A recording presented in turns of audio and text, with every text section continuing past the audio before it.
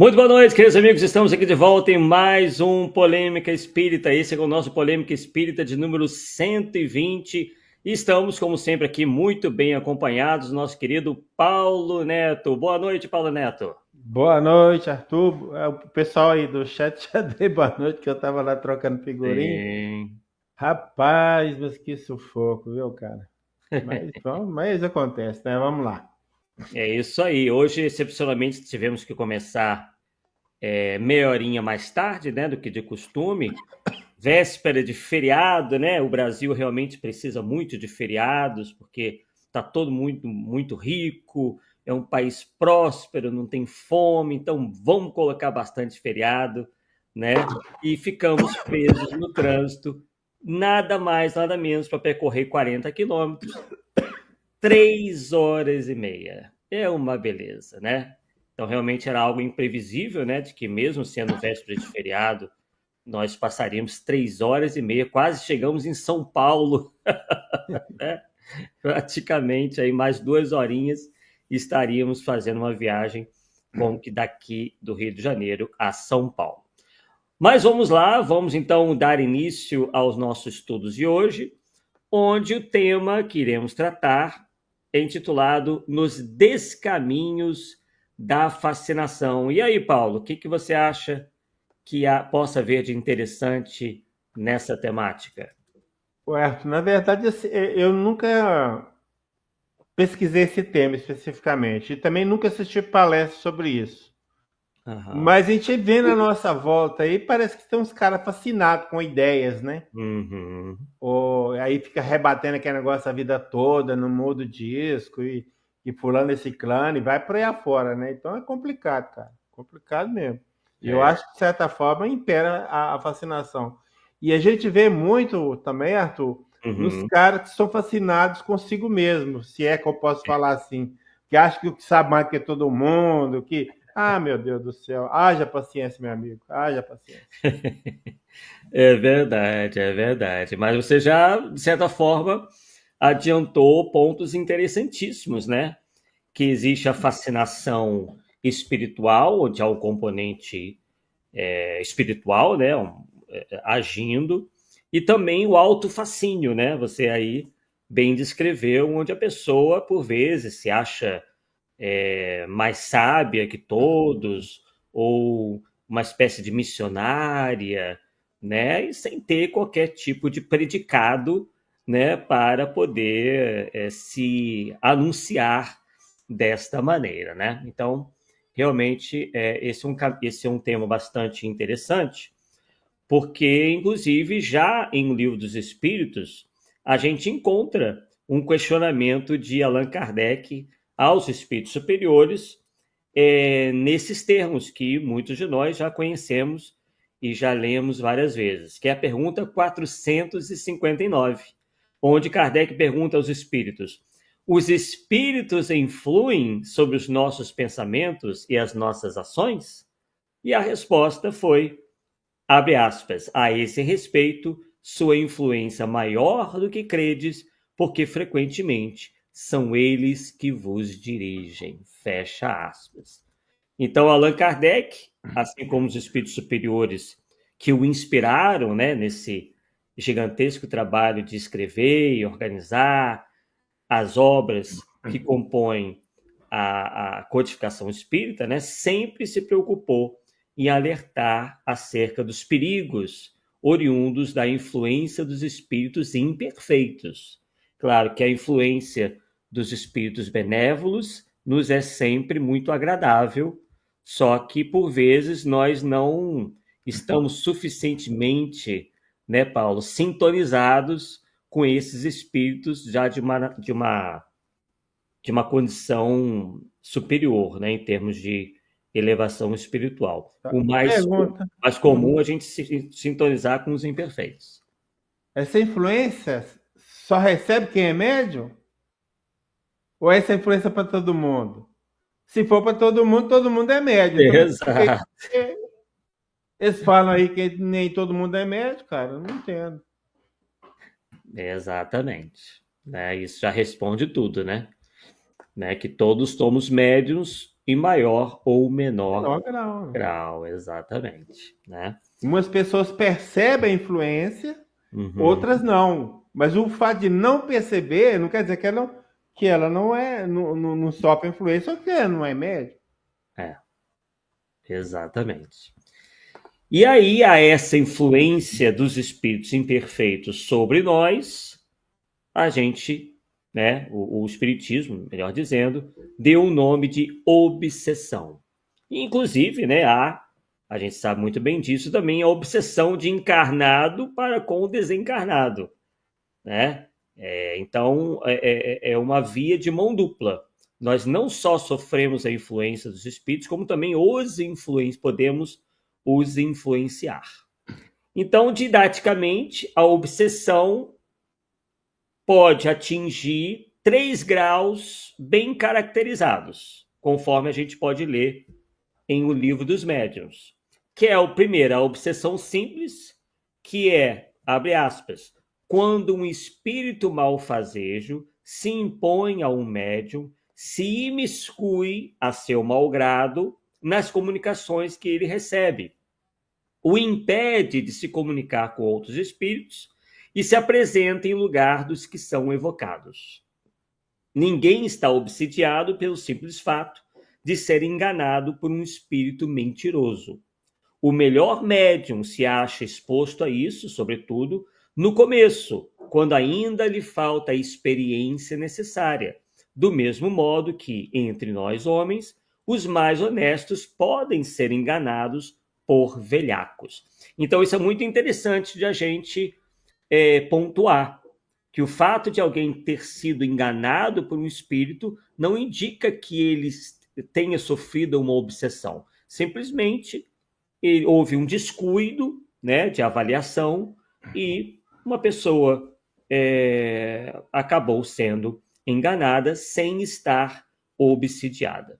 E aí prossegue ali. Pode-se, pois, ser enganado sem estar obsidiado. A obsessão consiste na tenacidade de um espírito do qual não consegue desembaraçar-se a pessoa sobre quem ele atua.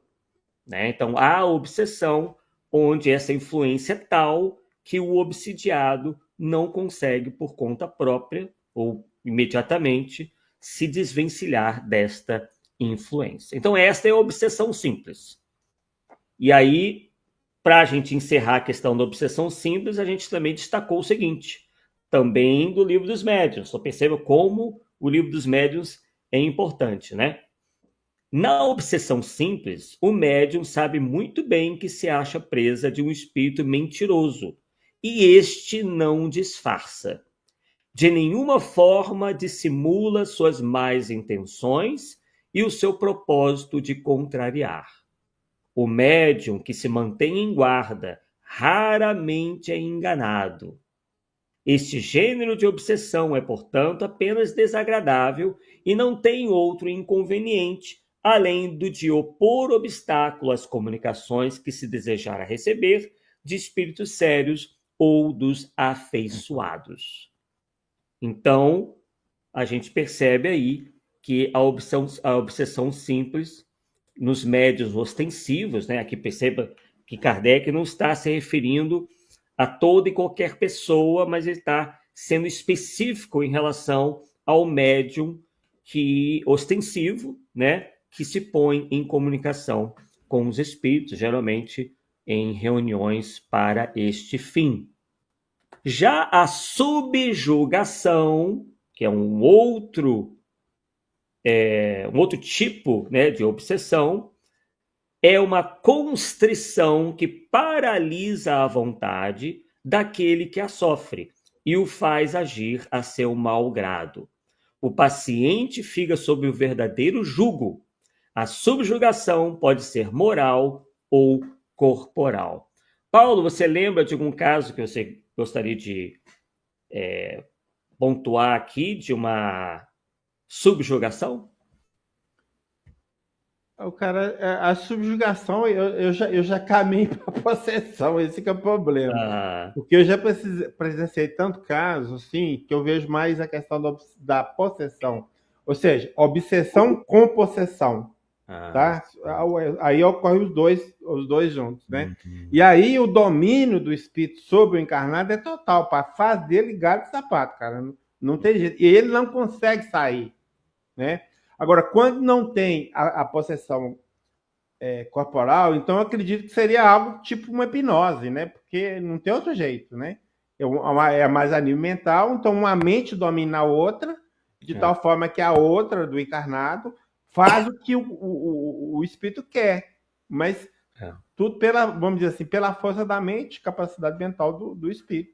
Eu vejo assim. Sem dúvida, né? Mas a gente então vai enriquecer mais um pouquinho isso sobre subjugação, porque daqui a pouco a gente já vai entrar na fascinação, que é o nosso tema principal da noite de hoje. Então, abre aspas aí novamente para o Livro dos Médiuns, dizendo o seguinte, que no primeiro caso, o subjugado é constrangido a tomar resoluções muitas vezes absurdas e comprometedoras, que, por uma espécie de ilusão, ele julga sensatas. É como uma fascinação, quer dizer, há alguns aspectos que lembram a fascinação. No segundo caso, no caso da subjugação moral, né? No primeiro caso foi a subjugação moral. Agora, nesse segundo caso, agora é a subjugação corporal. O espírito atua sobre os órgãos materiais e provoca movimentos involuntários.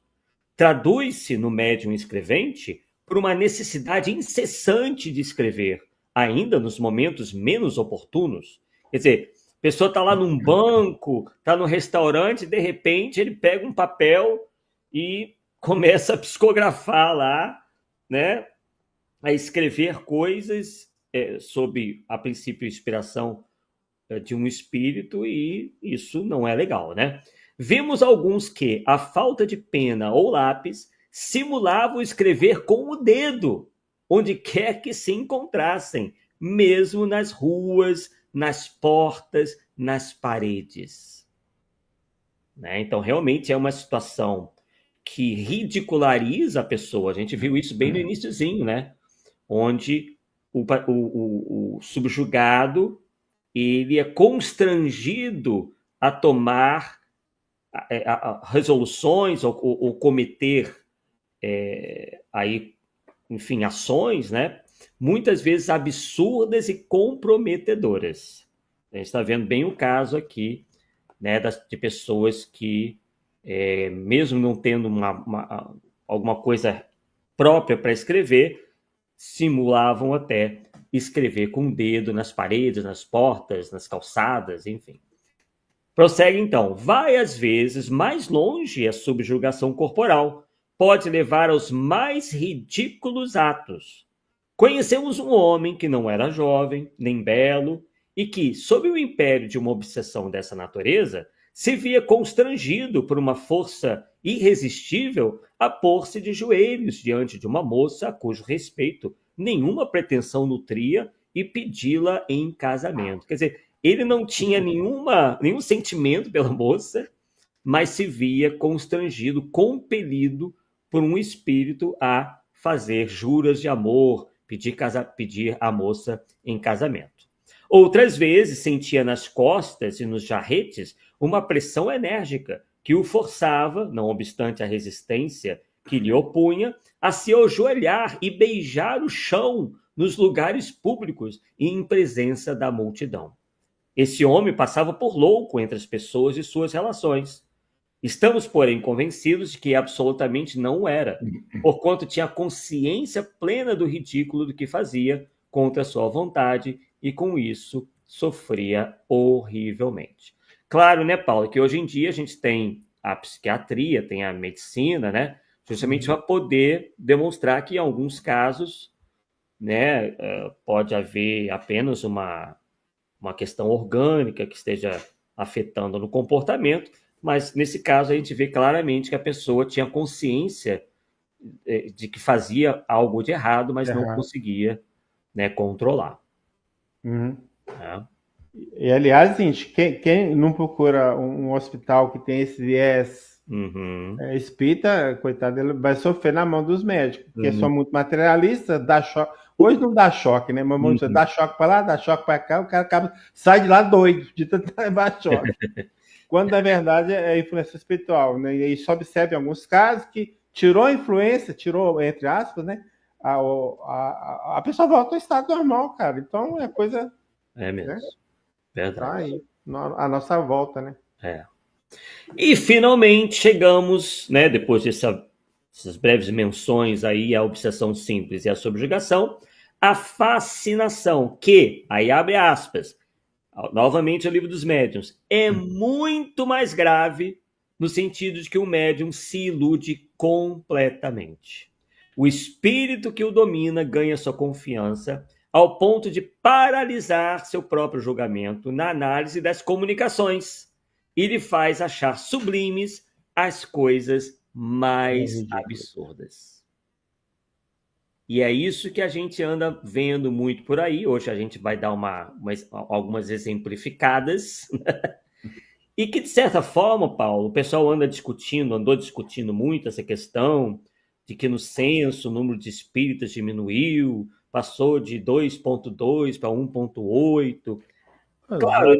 né? Como eu falei lá no meu canal, há uma multiplicidade de fatores que podem ter ocasionado isso, mas o fato, né? Um dos fatores que eu julgo estarem afastando pessoas sérias do espiritismo são justamente essas loucuras feitas em nome da mediunidade, falsos médiums ou médiums fascinados, a qualidade muito baixa de alguns livros mediúnicos, né?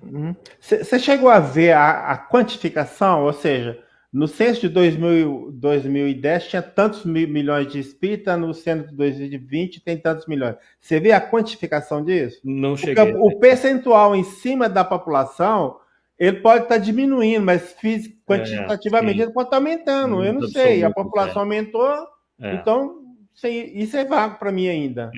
sim, sim, Não sei sem se você dúvida, entendeu. sem dúvida, sem dúvida. Faz muito sentido isso, né? Inclusive é a sua, né? A sua formação inclui muito da questão estatística, né? Sim, então. E, e a questão de números absolutos pode ter até crescido, só que em relação ao total da população, houve um Em decréscimo. termos de percentual de população, está Uhum. menor, mas a quantidade aumentou, vamos dizer assim, né? Sim, Teoricamente, em né? números absolutos, é É. verdade. Bem, então, ali, ó, né, a primeira definição de fascinação. E aí prossegue Kardec dizendo o seguinte: há espíritos obsessores sem maldade, que alguma coisa mesmo denotam de bom, mas dominados pelo orgulho do falso saber. Então, isso tem até um pouquinho de relação com o que o Paulo comentou no início, né? Quer dizer, assim como há espíritos que, mesmo não sendo maus, mas têm esse orgulho do falso saber, há também os Uhum. encarnados, né? Em que isso pode realmente acontecer. Então é a chamada autofascinação, E né? tem aquela lei fatal, né? Uhum. Você conhece aquela lei fatal? Uhum. O semelhante atrai semelhante. É verdade, é verdade. Então tá dizendo ali, né? Então, o que, que a gente percebe também?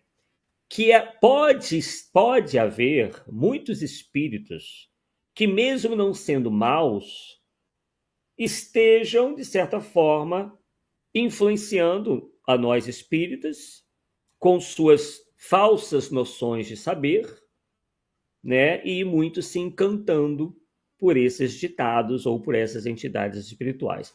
Prossegue Kardec, tem suas ideias, seus sistemas sobre as ciências, a economia social, a moral, a religião, a filosofia e querem fazer que suas opiniões prevaleçam.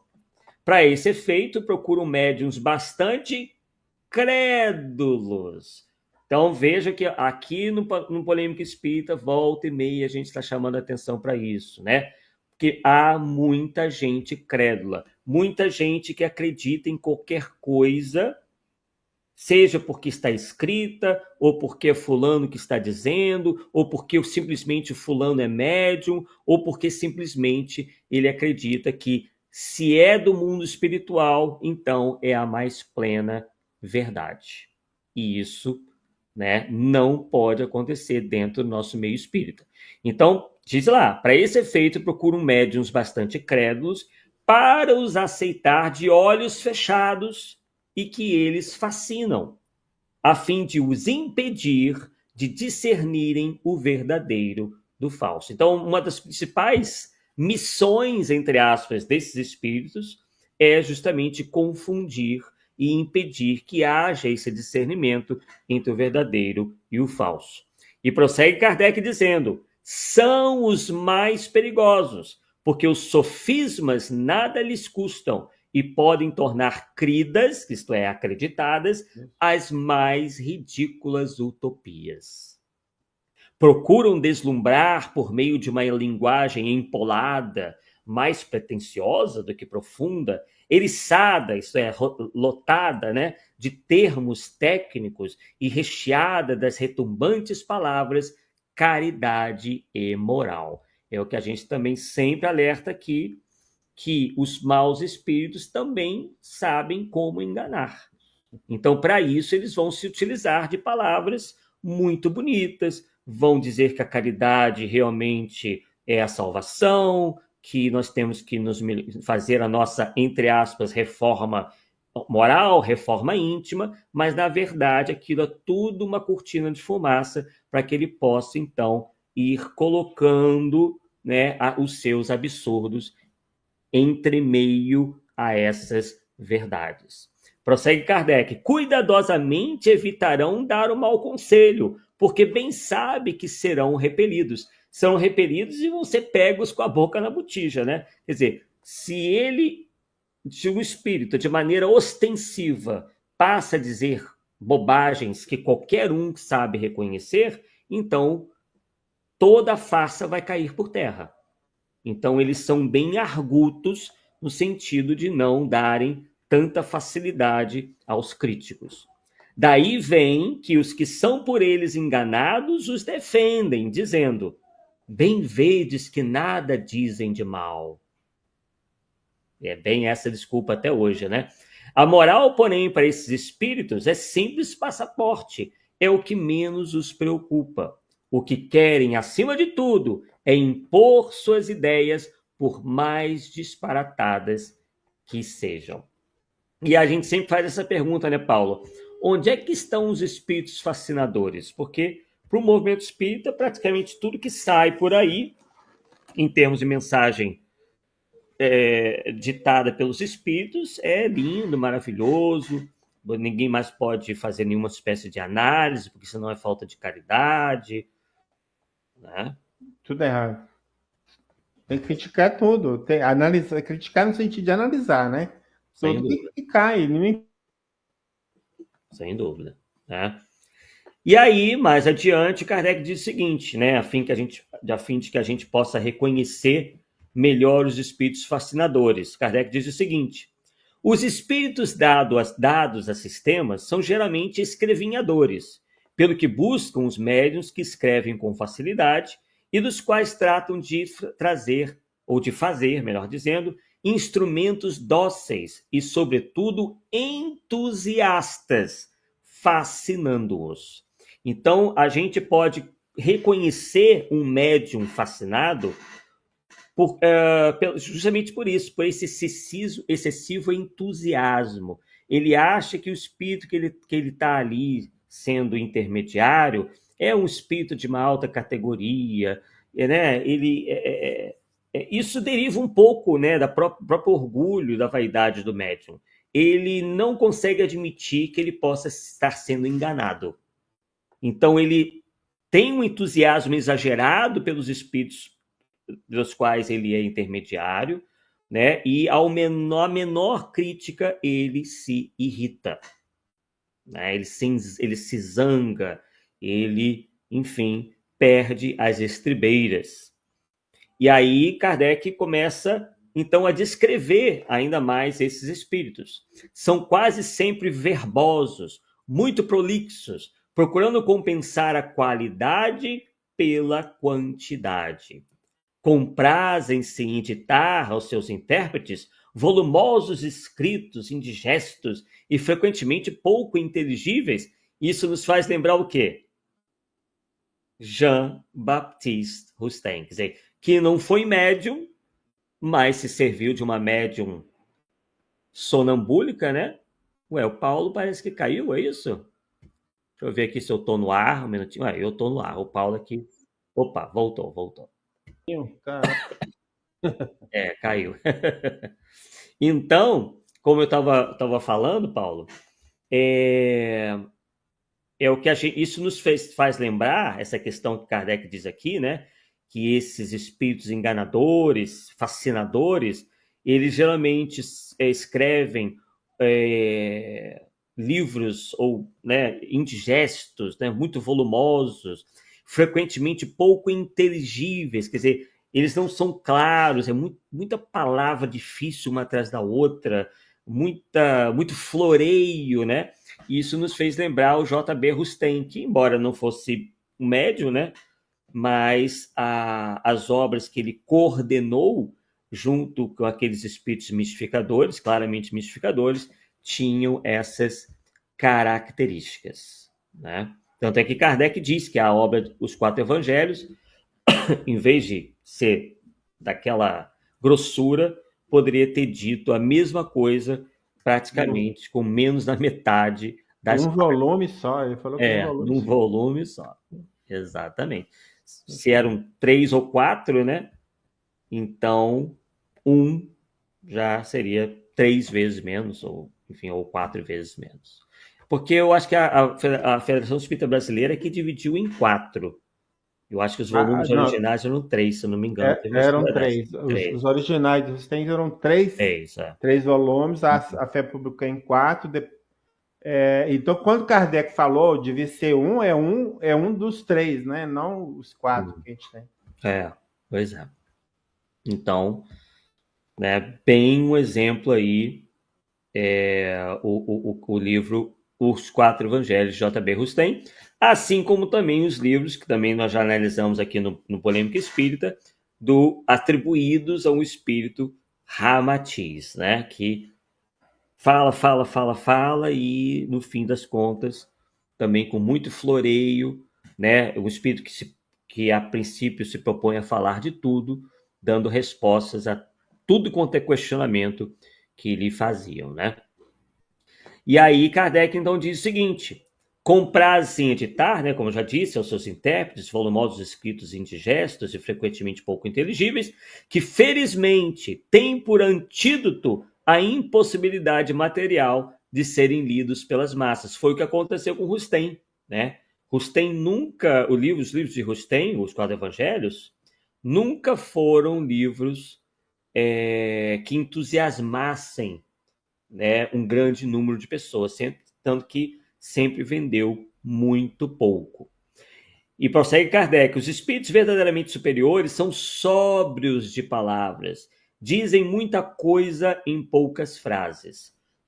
Segue-se que aquela fecundidade prodigiosa deve ser sempre suspeita, né?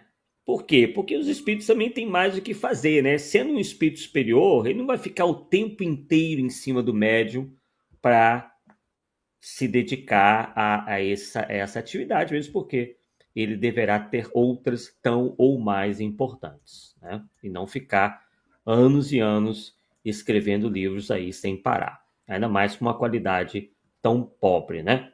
E aí Kardec aconselha: nunca será demais toda a circunspecção quando se trate de publicar semelhantes escritos. Coisa que a gente está vendo que o movimento espírita, né, as editoras espíritas, não estão tendo nenhum critério. As utopias e as excentricidades que neles, por vezes, abundam e chocam o bom senso, produzem lamentável impressão nas pessoas ainda noviças, novatas na doutrina, dando-lhes uma ideia falsa do espiritismo, sem mesmo se levar em conta que são armas de que se servem seus inimigos para ridicularizá-lo. Então, essa postura do movimento espírita, quase que de maneira geral, de publicar uma série de materiais sem passar por um crivo, esse material acaba nas mãos de pessoas novatas na doutrina, passando uma ideia falsa do espiritismo. Quer dizer, a pessoa aprende o espiritismo de maneira errada, né? Ele acha que o espiritismo é aquilo, sendo que não é.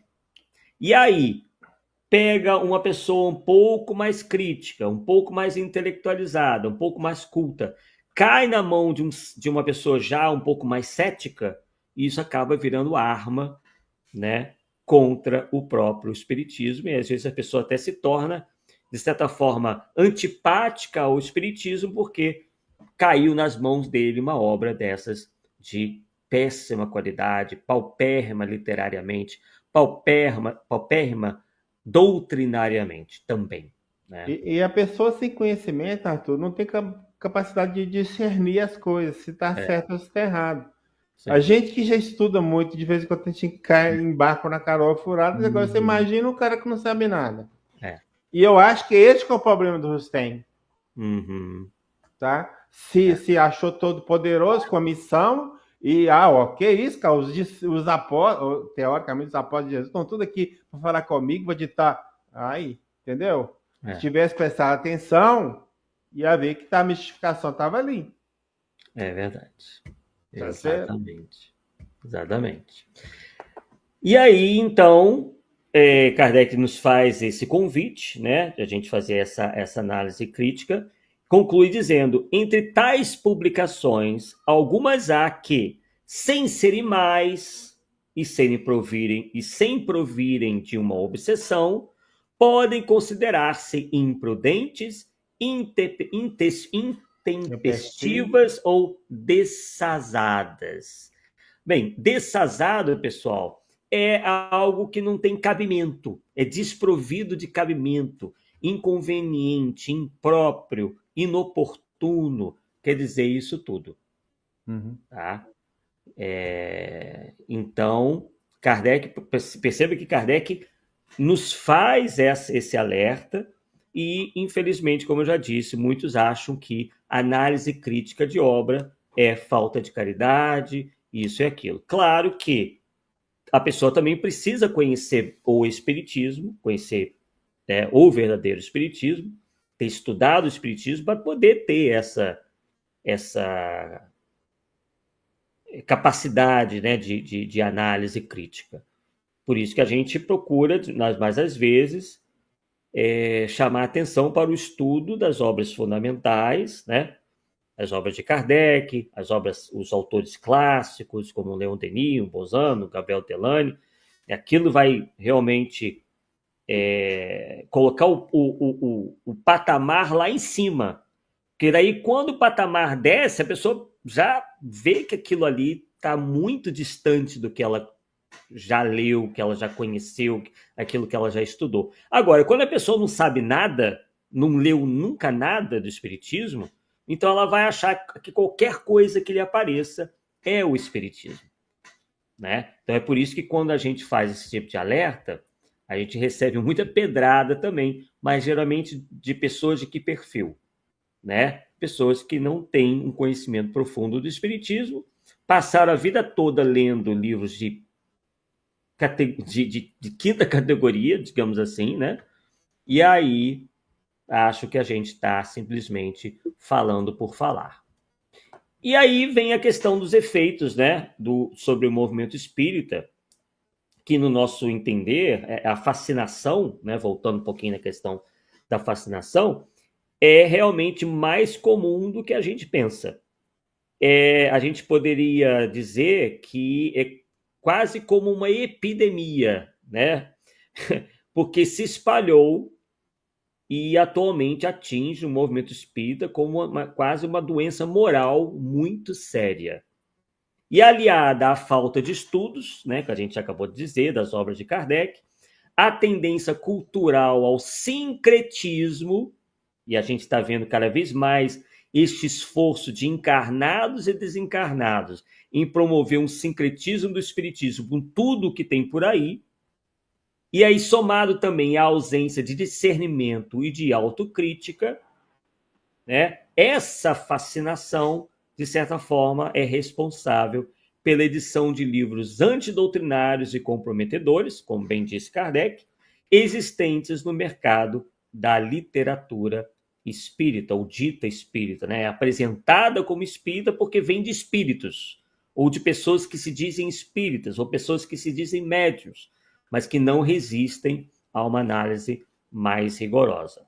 Essas obras são escritas por médiuns e escritores muitas vezes ingênuos ou mesmo vaidosos, que, sob o império da fascinação, não se dão conta do ridículo a que se submetem, comprometendo, inclusive, o sadio entendimento das massas acerca da própria doutrina espírita e do que ela verdadeiramente ensina. Outro fator também que a gente pode apontar é a questão da salada mística.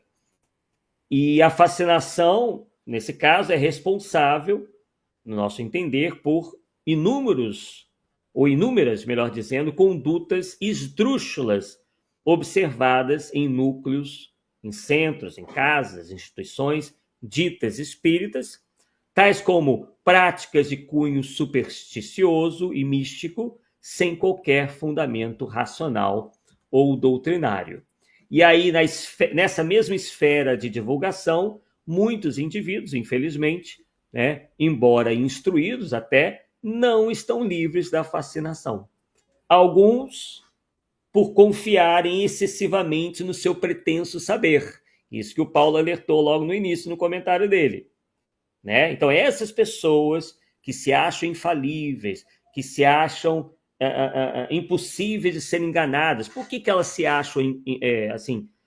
Por que elas acham que é impossível de elas serem enganadas? Porque elas acham que têm um saber tão grande, né, que ela saberia identificar o erro e o acerto, né? E aí, o que acontece?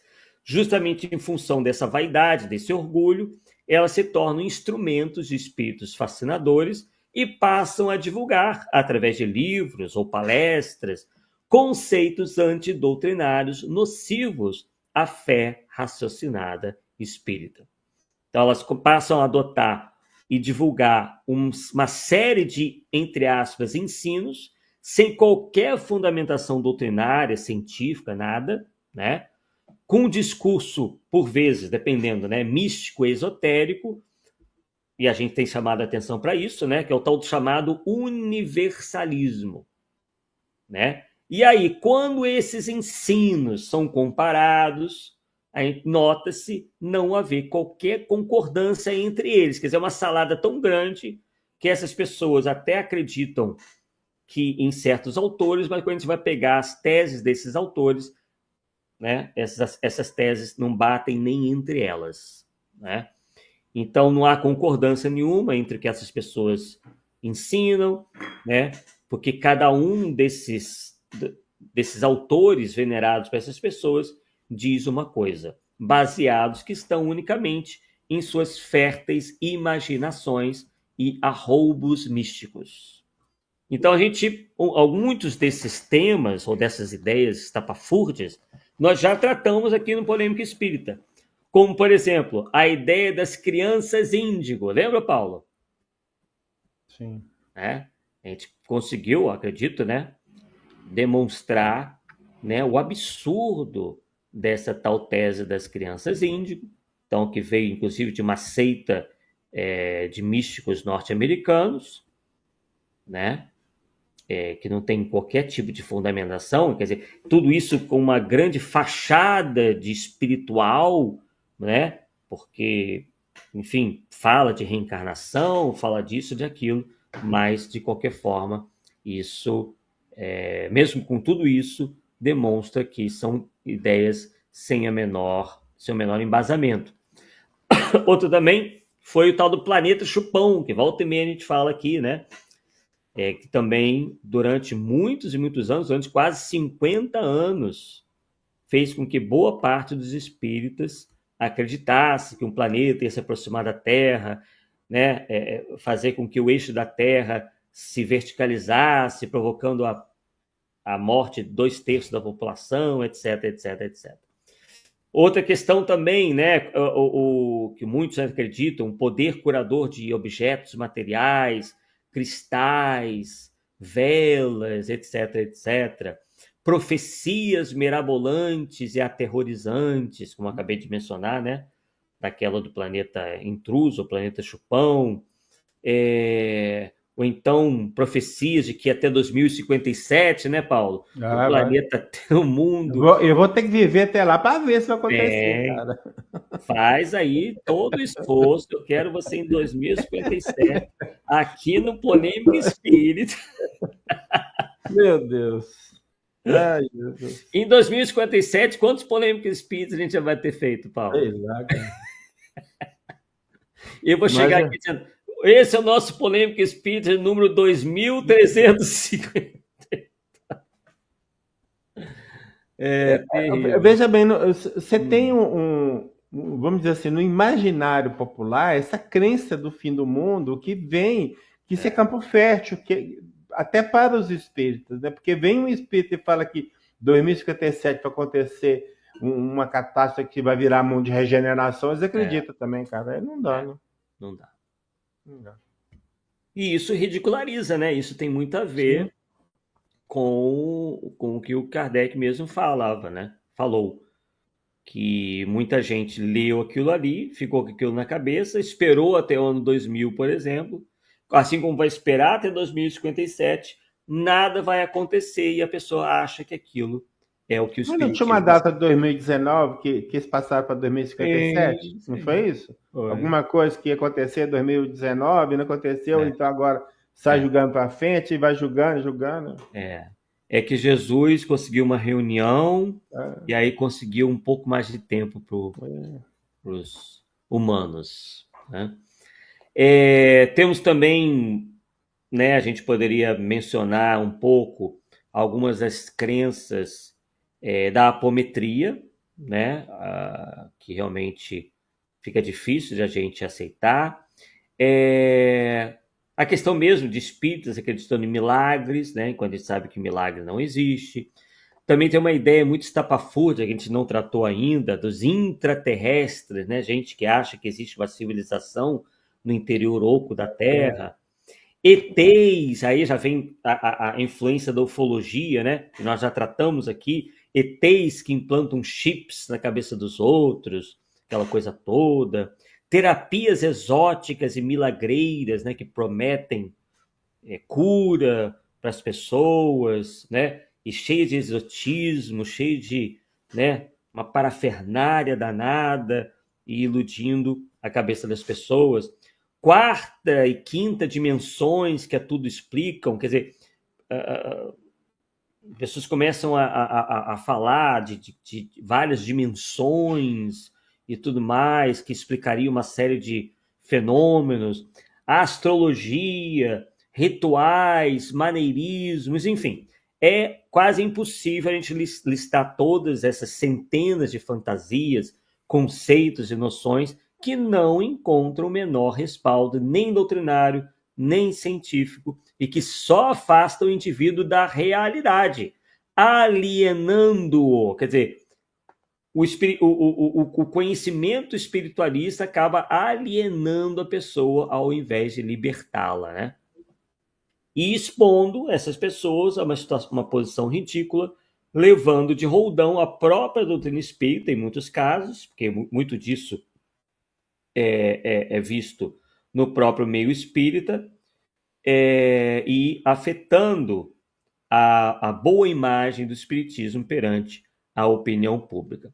E, infelizmente, isso tudo é conduzido, né? A gente analisando a questão da fascinação, por espíritos perversos, levianos ou pseudo-sábios, né? Então é por isso que é importante a gente estudar a escala espírita, né? Que está lá na questão 100 do Livro dos Espíritos, E esses espíritos, então, estimulam tais fantasias de modo a atrasar o progresso da humanidade e de seus ingênuos adeptos, fazendo-se valer de indivíduos incautos, de mente imaginosa e que carecem de aprofundamento e estudo das questões mais básicas do conhecimento, tanto do ponto de vista humano, quanto do ponto de vista espiritual. Quer dizer, quando a gente vai ver, Paulo, às vezes, essas pessoas, na grande maioria grande parte das vezes, são pessoas de pouco conhecimento até mesmo das coisas do mundo. Uhum.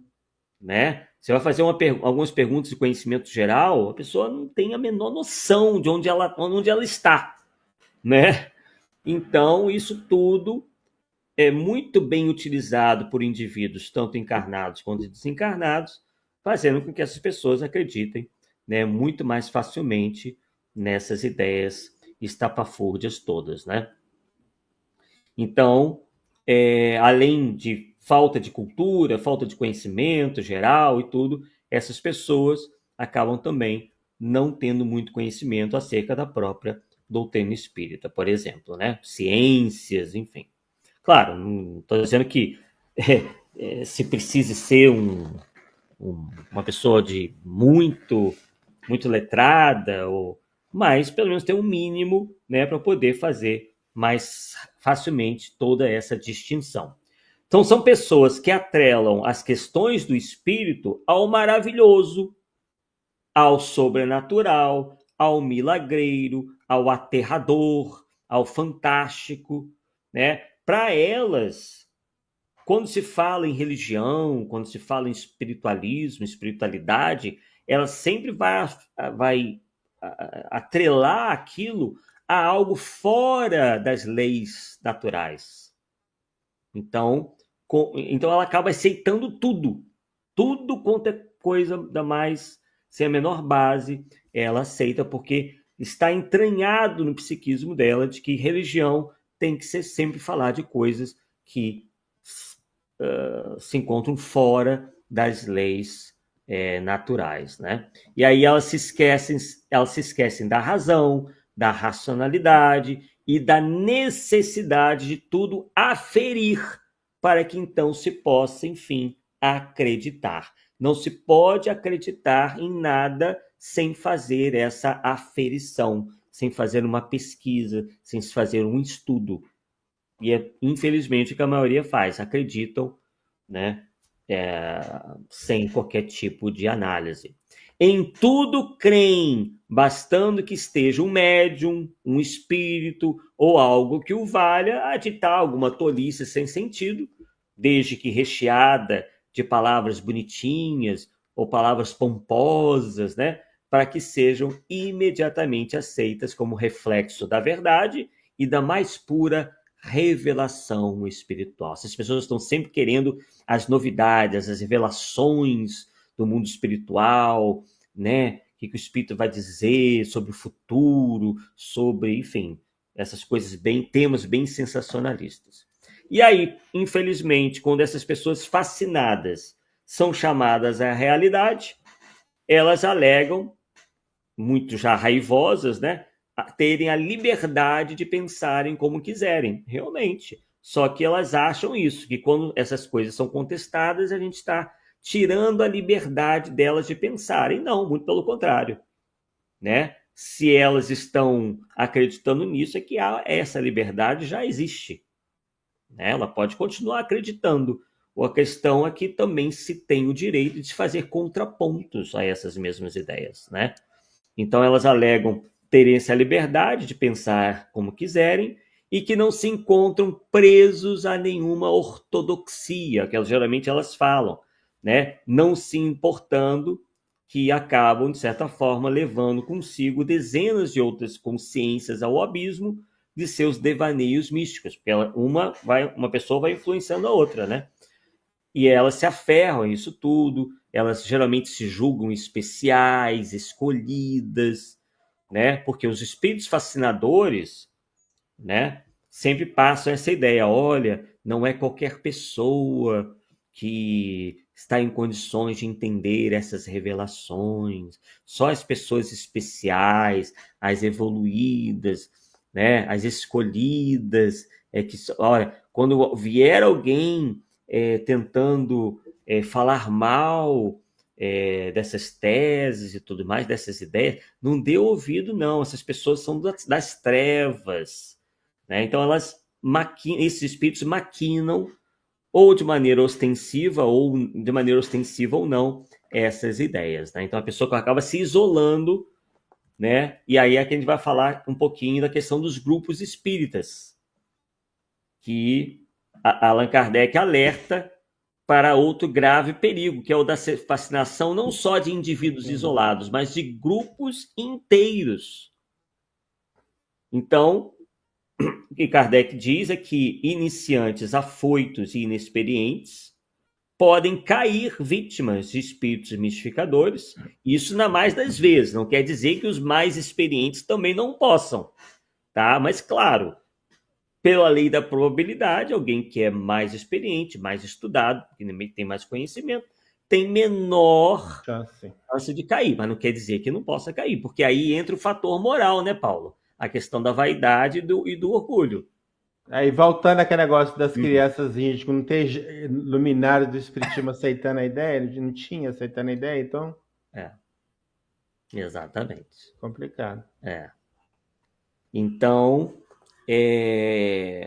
nas mais das vezes, são indivíduos ainda inexperientes, apressados, né, afoitos, que caem vítimas de espíritos mistificadores e embusteiros que se comprazem em exercer domínio intelectual sobre todos aqueles que lhes dão ouvidos, manifestando-se algumas vezes como guias, missionários e até como espíritos de outra natureza, advindos de algum planeta ou galáxia distante. Essa é a nova carteirada.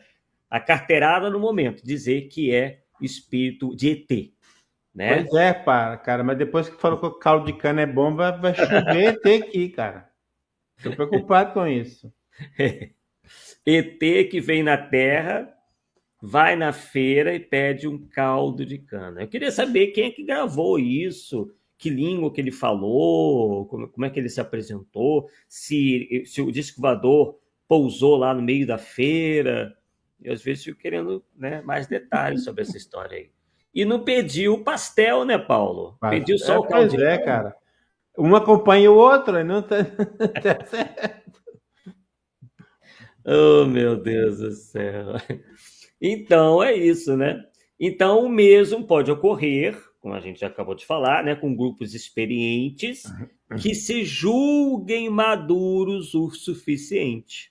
E aí, como a gente já adiantou, o orgulho e o sentimento de superioridade é a porta larga para a entrada dos espíritos fascinadores. Portanto, deve-se tomar todo cuidado quando na direção de centros espíritas e das sessões de atividades mediúnicas. Os dirigentes são os alvos preferidos dos espíritos hipócritas, que, dominando-os, podem mais facilmente dominar o grupo. Claro, ele vai lá no chefe, né? Ele vai lá no líder, porque a tendência é que o grupo siga o líder. Né? Então, se o dirigente da reunião mediúnica ou do centro, né, não tomar os seus cuidados, ele acaba auxiliando, né, mesmo sem querer, para que um grupo inteiro seja fascinado. E aí nós fomos buscar, inclusive, não só na codificação, né, como eu já demonstrei aqui várias vezes, uma mensagem do Espírito Viana de Carvalho, chamado Esquisitices e Espiritismo, que a gente vai ler aqui. Já chegando quase ao final. Mas é muito interessante essa mensagem, é uma mensagem que é da década de 90, se não me engano, então não faz tanto tempo assim, né? Onde ele diz o seguinte, que com frequência aparecem nos arraiais da prática mediúnica esdrúxulas superstições que tomam corpo teimosamente entre os adeptos menos esclarecidos do espiritismo, graçando por descuido dos estudiosos que preferem adotar uma posição dubitativa à coerência doutrinária de que Sobeja, às vezes, deu mostras o insígne codificador. Então, o Viana de Carvalho se coloca aí contra as pessoas que têm um maior conhecimento, mas que ficam na encolha. Eles não tomam posição em relação a essas teses e práticas esdrúxulas, né, que invadem os centros espíritas e o movimento espírita. Prossegue Viana. Pretendendo não se envolver no desagrado da ignorância que se desdobra sob a indumentária de fanatismos repetitivos, alguns espíritas sinceros, encarregados de esclarecer, consolar e instruir doutrinariamente o próximo, fazem-se tolerantes com erros lamentáveis, em detrimento da salutar propaganda da doutrina de Jesus, ora atualizada pelos espíritos superiores. É o que a gente mais tem visto, né? Pessoas que têm conhecimento, que poderiam estar ajudando a desmascarar isso daí e simplesmente, né, nada fazem.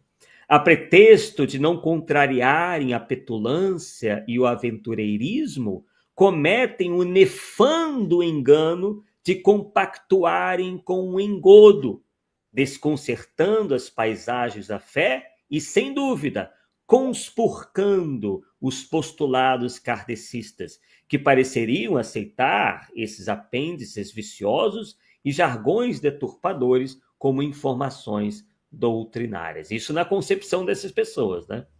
Que o espiritismo poderia abraçar isso daí. De um lado, e aí ele fala das razões, né? Como a gente também já comentou aqui. De um lado é a ausência de estudo sistemático, de autodidatismo espirítico, aurido na codificação, de atualização doutrinária em face das conquistas do moderno pensamento filosófico e tecnológico, que a gente também aqui defende, né? Que o espiritismo deva caminhar para e passo, né, com as conquistas humanas. Então a gente tem que estar aberto a esses avanços, esses reais avanços, né?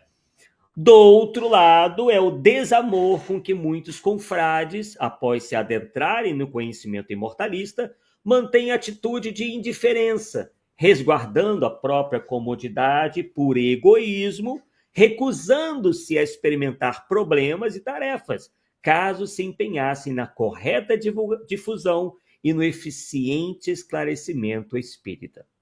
Ainda, por outra circunstância, é a falsa, melhor dizendo, supervalorização que se atribui em muitos, preferindo a distância, como se a função de quem conhece não fosse a de elucidar os que jazem na incipiência ou na sombra das tentativas infelizes. É como se fosse um professor que se nega a passar o conhecimento, né? Mais ou menos isso que ele quis dizer.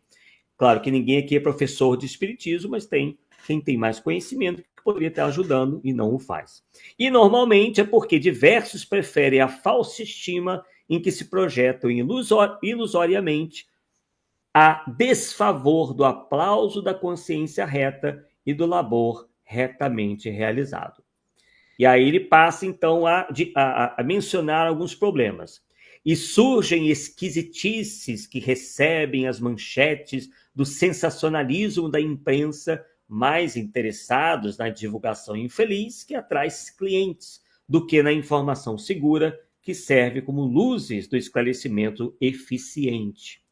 Médios e médiums pululam nos diversos campos da propaganda, autopromovendo-se mediante ridículos conciliábulos, quer dizer, conversas, como status de fantasias vigentes do báratro, quer dizer, na confusão em que se converteu a Terra, sem a menor aferição de valores autênticos, com raras exceções, conduzindo quase sempre a deplorável vulgaridade, a nobre mensagem dos céus. Quer dizer, essa coisa de colocar Jesus em tudo, né? Quer dizer, ou tratando a figura de Jesus como uma criatura vulgar, ou seus ensinos como coisas vulgares, elementares, pobres, né?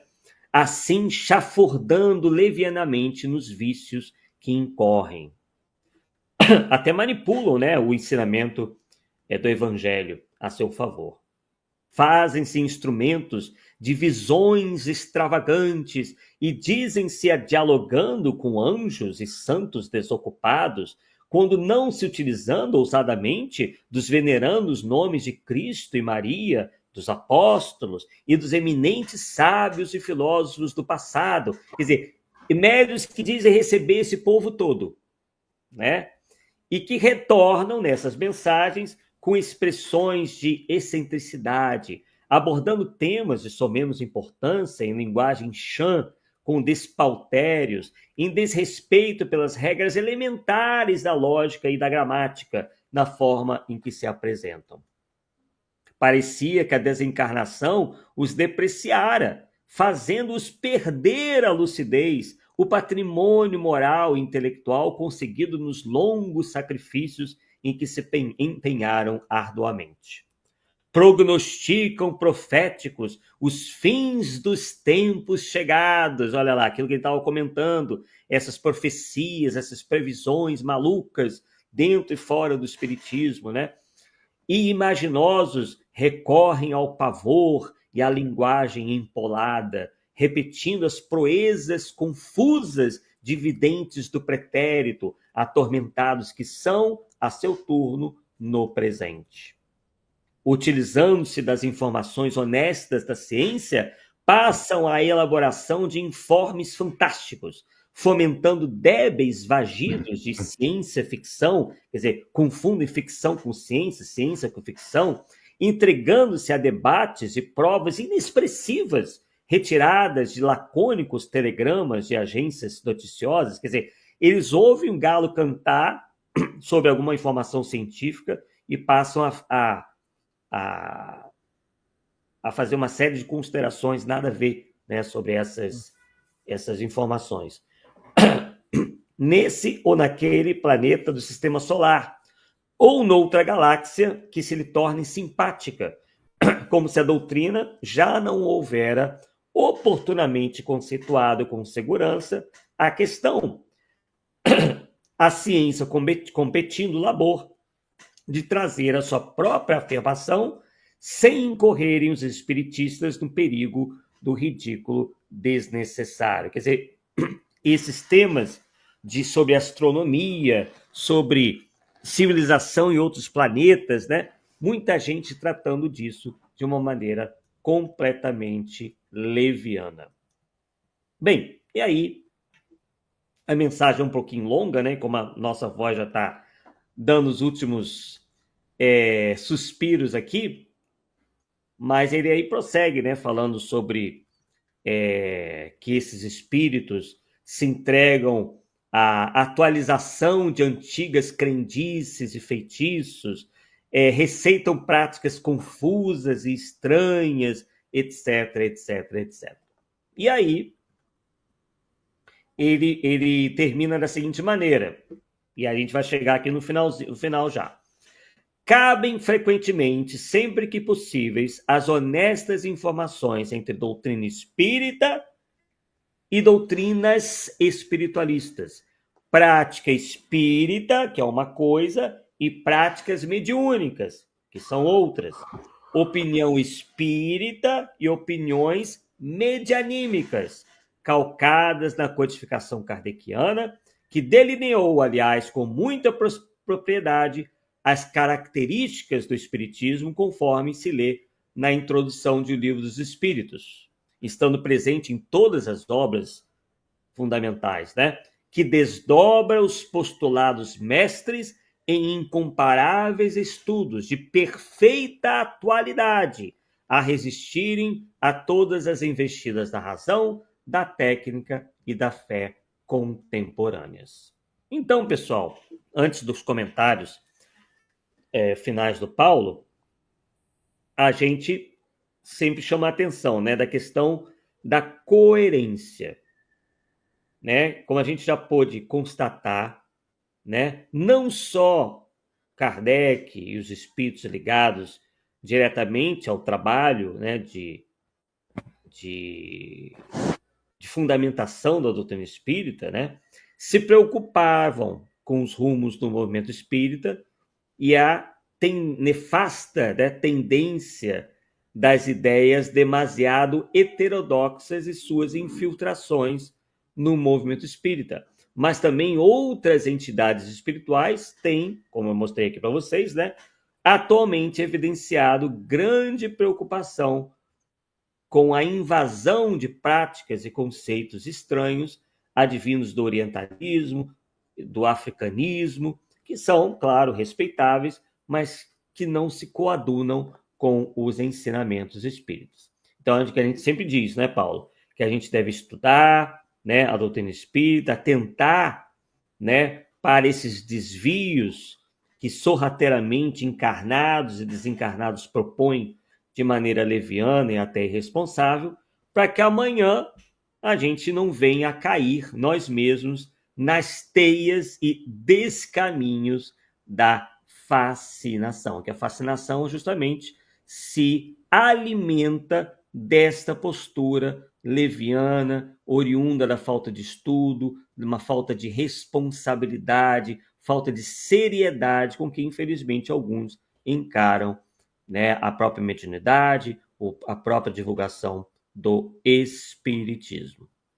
Então, Paulo, as suas considerações, graças a Deus minha voz aqui já deu uma melhorada, mas de qualquer forma nós conseguimos passar aí todo o conteúdo projetado ou programado para a noite.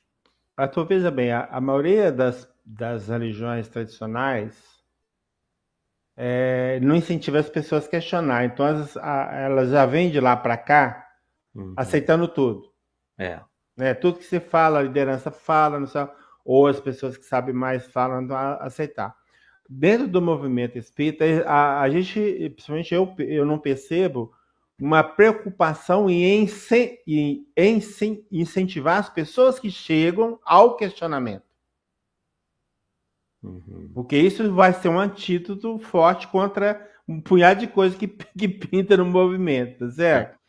Eu já fui até criticado por isso, porque eu já fiz, dei muito curso, né, de iniciação, vamos dizer assim, que é esse curso de espiritismo e tal. E eu sempre incentivava as pessoas a questionar tudo. Você tem que questionar, você tem que olhar para a sua ação e perguntar: você está me acompanhando mesmo? E tudo assim. E aí, o que eu observei é o seguinte: nas palestras a gente tenta provocar esse tipo de coisa e a direção não gosta do que a gente fala, cara. Mas o que é isso? Nós vamos ficar, Maria vai com as outras a vida toda? E aí nós vamos cair nesses engodos aí e não tem jeito. Agora, se você chega e incentiva as pessoas, não, tem que questionar tudo. Até mesmo que está lá em Kardec, você pode questionar, não. Ué, por que não? Tá certo? Aí você não fala nada, então assim, não pode, tem que aceitar tudo. Não vamos mudar isso nunca, mas não é fácil, cara. Mas é um tema, assim, que eu acho que tem que ser falado mesmo. Não tem jeito, e para ver se a gente desperta, né? E mais lá na frente, volta nele de novo, de outra forma, com outro formato, e ponto. Vamos que vamos. E aí agradecemos aí a presença de todos, né? E a participação de todos. O Theo ainda comentando, né? Faltou o Arthur mencionar a recepção indiscriminada e errônea por muitos espíritos do termo quântico, que diz respeito exclusivamente a um ramo bastante específico da ciência, né? E uns lembrando aqui, né, do falso Kardec, né? Do indivíduo que se diz reencarnação de Allan Kardec, aliás, ele é a reencarnação de todo mundo, né? É uma coisa impressionante. Que embora para a gente, né, possa parecer um indivíduo desse uma grande piada, mas ele consegue, por incrível que pareça, convencer muita gente, né? Então, eu Costa ainda dizendo: a quantidade de fantasias que muitos espíritos brasileiros acreditam, sem o menor embasamento doutrinário, faria Kardec se revirar no túmulo em Père Lachaise. Enfim, né, uma série de comentários aqui do pessoal ao longo aí da nossa live, né? Graças a Deus conseguimos fazer, apesar dos problemas com o horário, né? E em 1h10, né? Então, olha aqui o que surgiu aqui quando a gente está comentando. Você falou da subjugação. Uhum. Lá no Livro dos Médios, quando Kardec faz considerações sobre a subjugação, ele não aceitava a possessão. Sim. Depois ele passou a aceitar. E não seria o melhor que ele ter feito, assim, voltar aquele tema da subjugação e trabalhar aquele tema com a nova visão que ele teve? Deu para entender ou não? Sim, claro. Então, quando você lê aquilo lá, você fica um pouco confuso, porque se tem possessão, tem coisa lá que é subjugação, que na verdade é possessão, que ele não trabalhou. Entendeu o que eu tô falando? Então, e ainda fala que o espiritismo está acabado, né?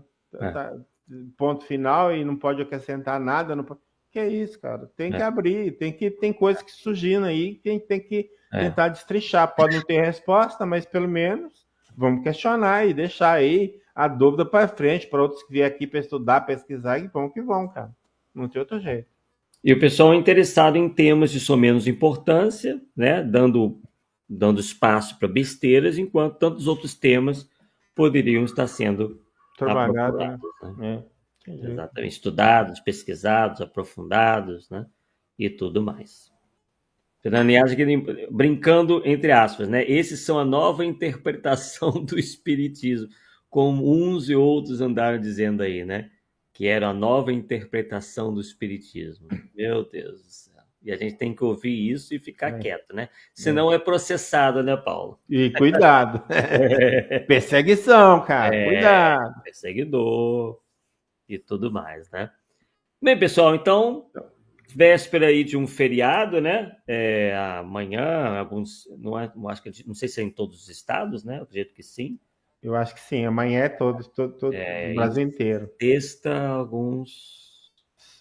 Principalmente a participação pública, e solta a maioria dos funcionários, aí a estrada fica daquele jeito. Exatamente. Aí fica daquele então, jeito. desejamos aí que o pessoal possa, enfim, né, aproveitar da melhor maneira possível esse feriado e na outra, a não ser na próxima quarta-feira, na outra, né, daqui a 2 quartas-feiras, estaremos de volta aqui. Já tem tema, Paulo? Acredito que sim, né? Em princípio, nós vamos falar os animais e suas manifestações. Opa! Boa! Um tema que polêmico, realmente. Esse é polêmico, porque fala que não existe animal no mundo espiritual, então. Vamos ver o que o Paulo vai trazer aí para corroborar ou não essa ideia aí. Perfeito. Então aí, pessoal, já damos até um spoiler, né, do tema do nosso próximo Polêmica Espírita, né? O pessoal que ainda está chegando, né? E dizendo que ainda vai assistir desde o começo, etc, etc. Bem, então, novamente, desejamos uma boa noite a todos e até o nosso próximo Polêmica Espírita, pessoal. Tchau, tchau.